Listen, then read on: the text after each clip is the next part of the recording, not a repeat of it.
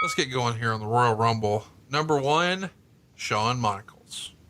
Of course, he's going to win this one. He's going to last longer than anybody, and he's going to have the most eliminations, 8 here. The British Bulldog is out next, and he's going to be there at the very end too. So he's going to last almost as long as Shawn Michaels, just 1 second less, of course. Next up, we've got Eli Blue, who we've talked about a little bit under different names. You remember the Harris brothers. And then Duke the Dumpster Drosay. Haven't spent a lot of time talking about him. He comes in at number 4. What do you remember about old Duke? Nice guy. And that was about it. Mike Drosy was probably too nice for this business. And he was the kind of guy that would believe everything anybody would tell him. And it just, he super nice guy, but I don't think he was meant for the business. I think he's in Tennessee these days. Let's keep it moving. Let's talk about next up, another guy we don't talk about a lot. Number 5, Jimmy Del Rey. And this is, he had an interesting run in the company, to say the least. We lost him, 6 or 7 years ago. I think he suffered a heart attack while he was driving and unfortunately passed away. But he had an interesting end to his run here with the company. I think a lot of fans remember him as being a big part of Smoky Mountain Wrestling, but he was involved with the World Wrestling Federation as well. What do you remember? He was one half of the Heavenly Bodies with Tom. And he was Jimmy Backlund. He had worked in Florida, but I didn't know much about him before he came in. He was kind of one of those unknown guys that got into a spot and had his 15 minutes of fame, but, not a lot after he left. And was just kind of one of those journeymen that came through and had a little bit of a run and moved on. If you haven't, you need to go out of your way to see Kevin Nash tell the story of Jimmy Del Rey's final incident with the company. Do you remember hearing about that? The quote unquote helter skelter, where allegedly he laid with a lady who may or may not have been on her period. And oh God, I don't need to hear that shit. Yeah, what the fuck? I think he allegedly he put some housey on. Oh God, shaved her head. No. What the fuck? Coming up next, we've got who we know as the Barbarian, but you guys had decided to call him something different here at number 6. Why are you changing the Barbarian's name? By the way, it's his real first name, but why? He was Sione. I really don't know. I heard that. I'm like, what? Yeah. Fucking Barb. I dumbfounded for an answer there. Next up, Dr. Tom Prichard, who we know is almost universally loved. Number 8, Doink the Clown. Number 7, we've thought about this for a long time. Quang. I think it's Kwong. No, it's not Kwong. You're going Quang. Hillbillies in Alabama call him Kwong. Well, I mean, some people call him TNT. I know him as Savio Vega. He's in at number 9. Then Rick Martel, which seems like from another era. Then Owen Hart in at number 11. At number 12, Timothy Well. I don't know when we're going to talk about him again. We lost him, just a couple of years ago. Went away way too early, passing away at the very young age of 55. We knew him as Rex King. We knew him as Timothy Well. He's part of Well Done.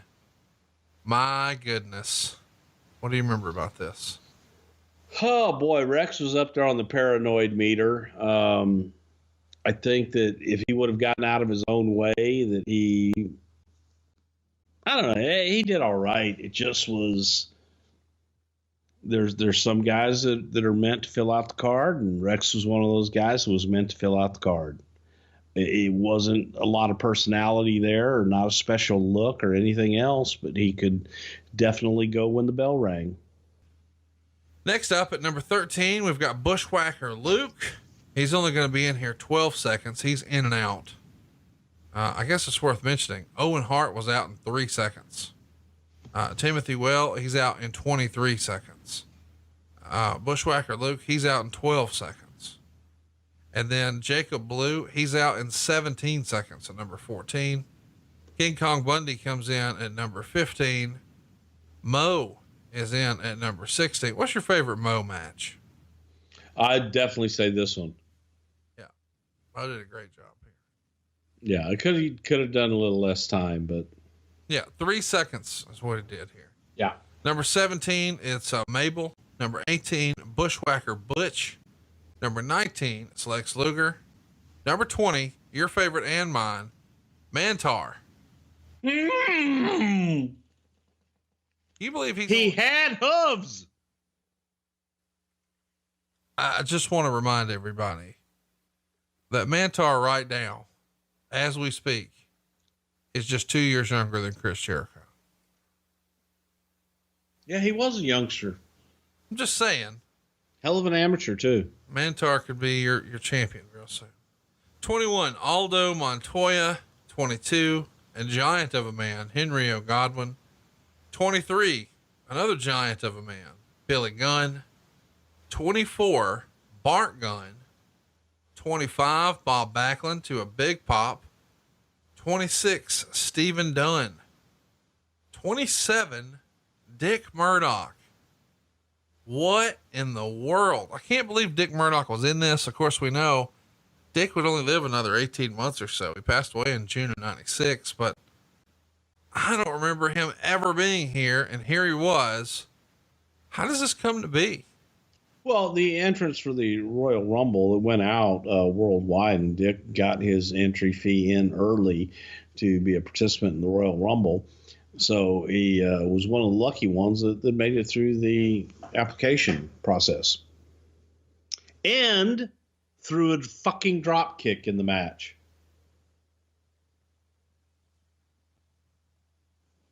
Serious business. Who pushed for Murdoch to be on this?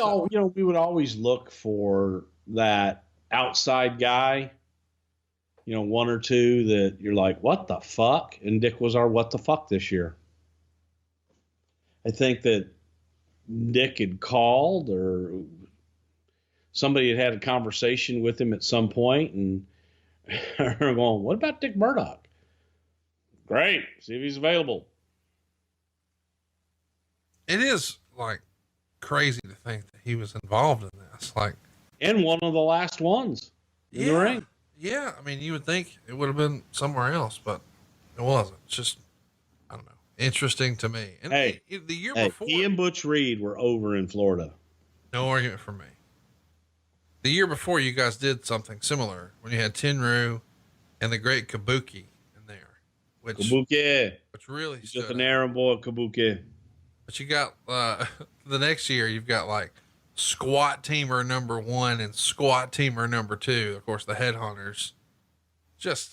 And then Dory Funk was in that one, and yeah, you guys were doing some weird stuff during the Rumbles back here. 28, Adam Bomb. 29, Fatu, who we know is going to go on to be Rikishi. And number 30, Crush. So we got both Brian Clark and Brian Adams here. Not the most star-studded affair, but they did a good job with it. Of course, the finish comes down to an interesting moment here. We've got Crush sort of pressing Shawn Michaels over his head, sort of Ric Flair Sting style, but he does a couple of reps with him. But Shawn lands in the ring, and then Davey Boy clotheslines Crush over the top. Michaels is putting on a show, taking some bumps for Davey Boy. Eventually, Davey Boy clotheslines Shawn Michaels over. And it looks like he's eliminated. But Shawn's holding on to the top rope with one hand, the middle rope with the other. Only one foot touches the floor. They've got the camera set up perfectly on either side. And 2 referees notice and indicate that only 1 foot has hit the floor. Eventually, Bulldog thinks he's won the thing. They cue his music. His music starts playing. He goes to the middle rope, camera side, to celebrate. We've got a tight shot on him. And then out of nowhere, Shawn hits him with the old axe handle in the back. Davey Boy tumbles out. Then the bell rings, and the referees are trying to raise Shawn's hand and let everybody know that the winner, because only one foot touched, is Shawn Michaels. And they're careful on the original showing to not air a clean shot of Shawn landing in case it wasn't perfect, but he did it perfectly. Only had 1 foot there. 3.5 stars. What'd you think of the match? What'd you think of the finish? Actually, I'd been reading on Twitter and a lot of the tweets, and it felt like people thought this was like the worst Rumble match ever. I thought it was damn good. It told a great story of Shawn and Davey Boy all the way through. We integrated the stories with Brett and Owen and Backlund and all that other shit within the match. And all the way through, you have the consistent story of, is Shawn Michaels going to last till the end? Is Davey Boy Smith going to last to the end? And the first two guys that start the damn thing ended the damn thing. And it was just masterfully done, in my opinion. And yes, I'm prejudiced. Put it together with Patrick. So yeah, I'm definitely prejudiced, and I have a little bit of pride of authorship there. But it was just done to perfection. And Shawn, it was Shawn's idea for the 1 foot. He was like, hey, both feet have to hit. What happens if only one hits? So we'll both have to hit. And he had this crazy idea is, man, if you touch, we're fucked. And figured out how to shoot it and make sure that we weren't going to get caught live. But he was like, I ain't going to touch. Trust me. I'm going to come close, but I ain't going to touch. And he never did. And just that story, Davey thought he won, man. It's all the celebration, and that fucker's still hanging on. And shit, it just felt really good. And going back all these years later and watching it, knowing very few people knew. We even started Bulldog's music when Bulldog, went over, and the one referee inside, raised Bulldog's hand. We hit his music like it was a mistake. And oh my God, Bulldog won. Everybody thought, wait a minute. The referee's outside. Only one's touched. Great story. It was a great story. Very well done. We should mention Shawn Michaels had been out of action for a little while leading up to this Rumble because he had 2 pins put in his hand. And this Rumble match marks his return to TV. But he was working some house shows here and there on the way here.